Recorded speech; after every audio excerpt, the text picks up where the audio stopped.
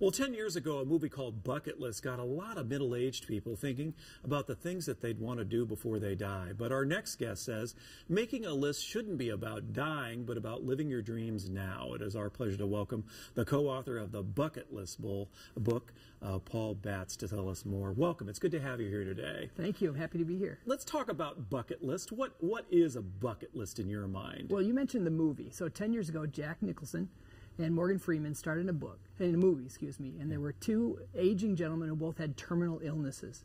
They got together and decided they would make a list of things they wanted to do before they kicked the bucket.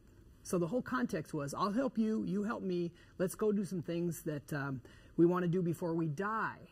So what's been most interesting about this project is that out of all the people we surveyed who have bucket list books, only a very small percent, just 7% of the people who have bucket lists, think about it as an end-of-life activity. The rest of us are thinking about organizing all the cool things we want to do while we're living, and we think that's cool. What was your motivation for the book? What do you want people to be thinking as they put together this kind of list or approach to living their life? Well, the subtitle, How Aspirational Thinking Helps Life and Leadership, is really the reason we did this. So I think we can all agree that there's a lot of toxic news kind of flying around, lots of negativity, especially some of the stories we heard at the very beginning of this broadcast. And so, you know, aspirational thinking is all about the ability to be positive and keep alive what's possible for how we want to live and work in our personal and professional lives.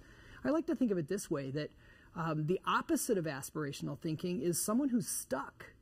Someone who's mired in the day-to-day routines of things and just can't seem to break out of their negativity. The psychologists and recently the neuroscientists have proven that the best way to overcome our human proclivity for negativity and hard-to-break habits is to have compelling goals. And those compelling goals are called aspirations. This book is a very small book with a lot of wisdom in it. How best should you use this book?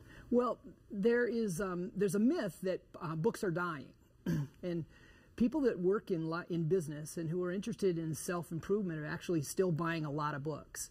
The key is, though, they have to be concise, and our strategy is to write books that have research and that can be consumed in 2 hours or less. So think about it as a book you can read on an airplane ride or one beach chair sitting. Those kinds of books have a lot of relevance in our society, and people are still buying them.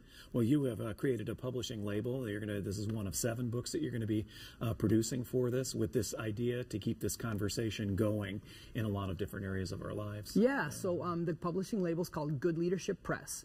What we do on a day-to-day basis is work with good leaders to help them grow. That's either as individuals or organizations or teams. And usually when leaders and organizations find an idea that they like to spread it.